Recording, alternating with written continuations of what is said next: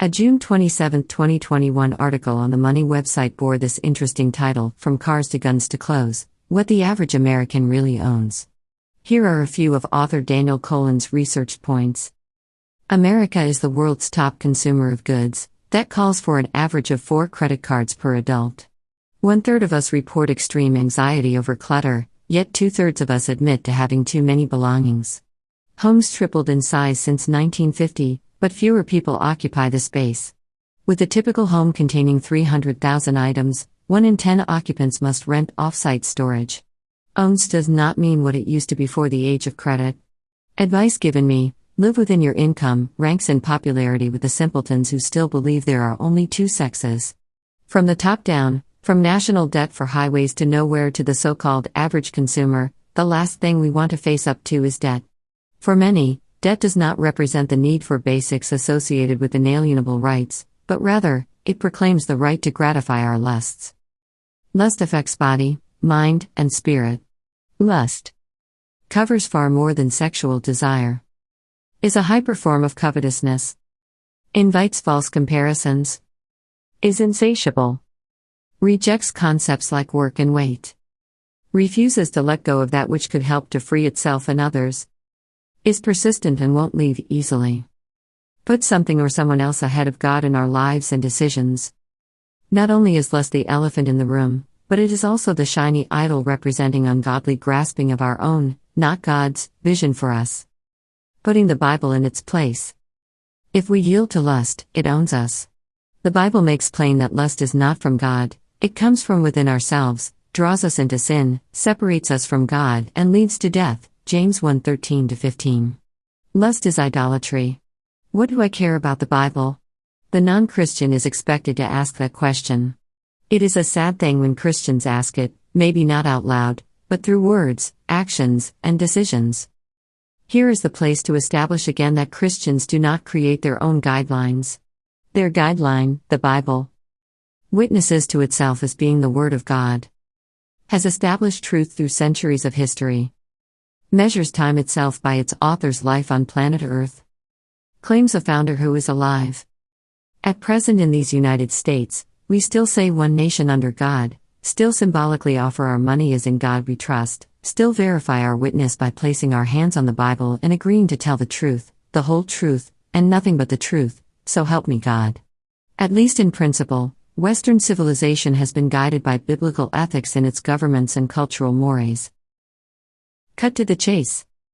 Jesus' parables cut to the chase, a phrase that means to get to the point without wasting time. In theory, we embrace that idea. In practice, we are apt to drag words out as a kind of subterfuge to disguise our less than worthy motivations. Jesus, like my mother, wasn't having it. A rich man, Jesus said, had far more goods than he could store. Then Jesus cut to the chase by describing the man's plan to build larger storage barns, but before he could, he died. Jesus cut to the chase again in 2 words, "Thou fool," Luke 12:13-21. For those who need to be reminded, those 2 words summarize you can't take it with you, whether literally or want to be rich. Poet Robert Frost cut to the chase, "Forgive, O Lord, the little jokes I play on these / and I'll forgive your great big one on me."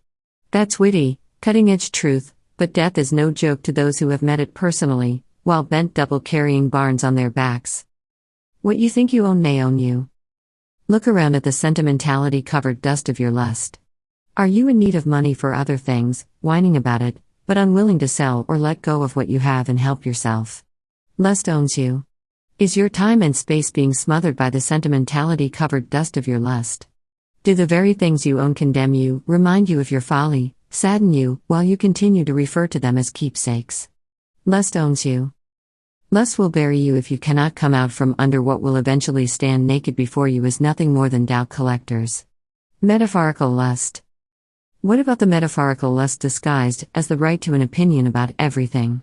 Opinions without knowledge or wisdom are nothing more than lust for power, for unearned control. Daily news, dangerous if we approach it unguarded, is saturated with it. The National Education Association recently condemned Israel for its ethnic cleansing of Palestinians. It is doubtful that most NEA officers or members have even rudimentary knowledge of Israel's history. It is doubtful that most NEA members are aware the organization has taken this stance. What does the NEA lust after? Writing for The Guardian, Jessica Glenza accuses anti-abortion extremists of advocating for their cause. She presumptuously defines that cause, effectively, theocracy in America. Americans fear theocracy, defined as a government run by a deity giving divine guidance to humans who manage day-to-day affairs. By connecting those against abortion with this fear, Glenza supports her statement, "It shakes you to your core." Her brand of writing is tagged accountability journalism. What does Glenza lust after? Awards for her writing. Approval for her cause. What happened to unbiased journalism? One of the most dangerous lusts is to narrow down to hearing only what we want to hear. It is the fuel behind the increasing confusion, controversy, and confrontation in America. The Bible cuts to the chase on this issue, for the time will come when they will not endure sound doctrine, but after their own lusts shall they heap to themselves teachers, and they shall turn away their ears from the truth, and shall be turned unto fables. 2 Timothy 4:3-4, author's italics. Are we building barns to store our preconceptions, prejudices, and presumptions? Simplify freedom. One bright winter day, I took Mother for an open-air ride through pasture and scrub, covered with moss-laden oaks, green-needled pines, and an abundance of wild flowers. I gripped the steering wheel of the heeled hauler, laughing at Mother's tight grip on the seat, delighting in bouncing and slinging my two screaming sisters around in the dumpster back. Wouldn't it be wonderful to own all this? I shouted to Mother over the machine's growling. Don't we? She shouted back. We're here now. Nobody's stopped us. Even if we held the deed, we can only be in one place at a time. We're free. Mother's blunt logic never came with explanation or apology. Steeped in biblical precepts, toughened by hardships and suffering she rarely mentioned, she accompanied with faith and frugality. If she paid no attention to frugality, she felt it unfair to call upon or blame faith. So, what do I really own? Nothing. To believe anything is mine is neither true nor fulfilling. To recognize that God is creator and owner of all is to give back to its rightful owner what I mistakenly or lustfully called mine. This takes maturity. It's no accident that one of a baby's first words is mine. Songwriter Ellis J. Crum offered the only remedy for all our stuff and nonsense. He, Jesus Christ, paid a debt he did not owe / I owed a debt I could not pay / I needed someone to take my sin away. Googling revealed the federal debt increased 297% from 2000 to 2019. By mid-2020 the country's debt amounted to more than $25 trillion. One statistician figured that with $26 trillion divided among us, each one could receive $78,734.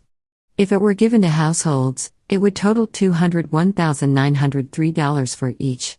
A few of us could cancel our debt with that.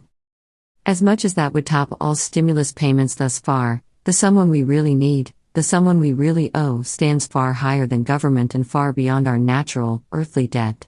What we owe the God revealed in Jesus Christ is impossible for any of us to pay. It is possible, however, to go scot-free.